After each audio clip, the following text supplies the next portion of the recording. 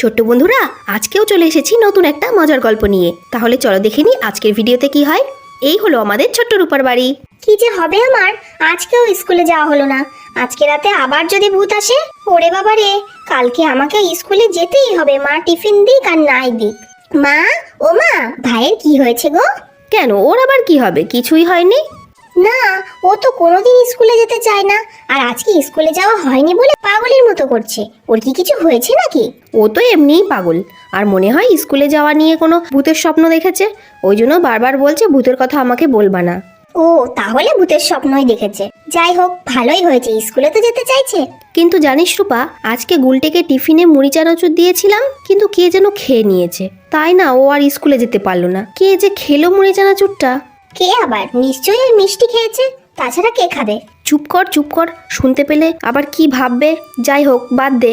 যাই, আমার আবার দেরি হয়ে যাচ্ছে, আমি এবার রান্না করব। হ্যাঁ মা, যাও। আচ্ছা মা, গুলটের জন্য একটা মাস্টার দেখলে কেমন হয়? বাড়িতে এসে পড়াবে, তাহলে আর মাঠে ঘাটে যেতে পারবে না, পড়াশোনার মধ্যেই থাকবে। না রে রূপা, এই মুহূর্তে হবে না, হাতে তো তেমন পয়সা কড়ি নেই। তাহলে কি আর করা যাবে, বাদ দাও, কদিন পরেই না হয় দেখা যাবে। আচ্ছা মা, দুর্গাপুজোর আর কতদিন বাকি আছে? বেশি দিন নেই, ওই 1.5-2 মাস মতো আছে। কি মজা হবে, এবার তুমি অনেক কিছু কিনবো। আচ্ছা, পরে এই নিয়ে কথা বলবো, এখন যাই, রান্না করতে হবে। এদিকে রান্নাঘরে যেতে যেতে তো প্রতিমা ভাবছে, এমনি তোর বাবার বর্ষার মধ্যে ভালো কাজ হচ্ছে না, কি করে যে কি করব, দেখি ওর বাবার সাথে আলোচনা করতে হবে। এদিকে আমি যে কিছু কাজ করব বাড়িতে, আমাকেই কিছু একটা করতে হবে। ওই মানুষটা নিজের কথা না ভেবে সবার কথা ভাবে। না, কি আর করব, রান্নাটা বসাই, দেরি হয়ে গেল, অনেকটা দেরি হয়ে গেল। কি গো দিদি ভাই, কি এত ভাবছো?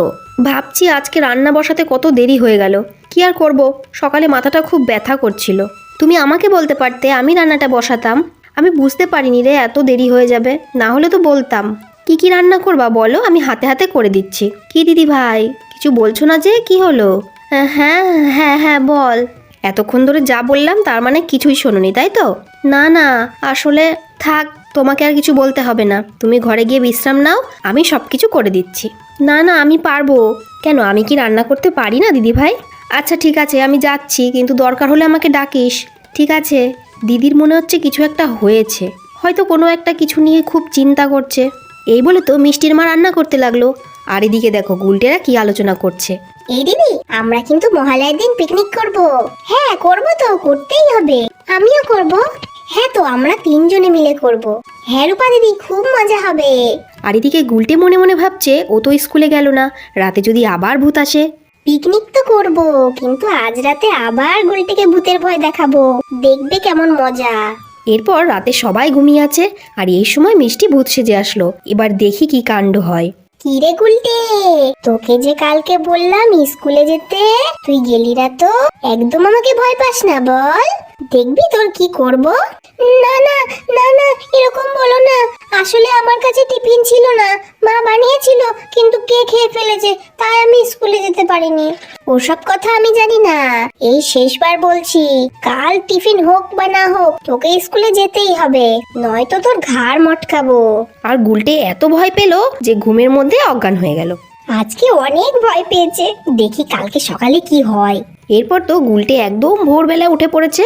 কি ভয়ানক কাণ্ড, আমার তো ভয়ে আমার গায়ের লোম খাড়া হয়ে আছে, কিন্তু এখন তো অন্ধকার, আর একটু না হয় পরে উঠবো। একটু পর উঠবে বলে গুলটে আবার ঘুমিয়ে পড়লো। এরপর সকাল হয়ে গেল, সবাই উঠে পড়লো, কিন্তু গুলটে এখনো ঘুম থেকে উঠলো না। ভাই, এ ভাই, অনেক বেলা হয়ে গেছে, উঠবি না? হ্যাঁ, কি বলছিস দিদি? অনেক বেলা হয়ে গেল তো, উঠবি না? কি হলো আবার, কাঁদছিস কেন? আজ যদি আমি স্কুলে না যেতে পারি, ভূতটা আমার ঘাড় মটকাবে বলেছে। যত সব উল্টোপাল্টা স্বপ্ন দেখেছিস বল, চল মা ডাকছে। হ্যাঁ হ্যাঁ চল। এই বলে তো গুলটে মায়ের কাছে গেল।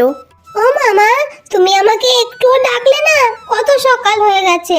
এত ব্যস্ত হতে হবে না, আমি জানি তুই স্কুলে যাবি, তাই এরকম বলছিস। স্কুলের এখনো অনেক দেরি আছে, অত তাড়াহুড়ো করতে হবে না। ঠিক আছে, আমি এখন স্নান করে আসছি, আমাকে খেতে দাও, আর টিফিনটাও গুছিয়ে দাও। এমন সময় রূপার মা তো টিফিন গোছাচ্ছে, আর রূপার মাথায় একটা বুদ্ধি এলো। গুলটে টিফিন দেওয়ার পর রূপা লুকিয়ে লুকিয়ে দেখবে টিফিনটা কি হয়। এই যে গুলটে, তোর টিফিনটা থাকলো বারান্দায়, স্কুলে যাওয়ার সময় নিয়ে যাস। এই বলে তো প্রতিমা যেই চলে গেল সেই মিষ্টির চোখ গেল ওই টিফিন বাক্সের উপর। আজও খাবো, কি মজা! দেখি তো আজ কি আছে।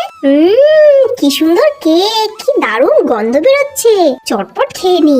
আর মিষ্টি যেই না কেকটা নিল অমনি রূপা সামনে চলে আসলো। কি মিষ্টি, কি করছিস?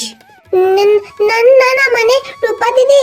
তো বন্ধুরা এবার কি হবে, কি বলবে মিষ্টি রূপাকে? রূপা কি সত্যি সবাইকে সবকিছু জানিয়ে দেবে? সেটা জানতে হলে তোমাদের পরের ভিডিওটা অবশ্যই দেখতে হবে।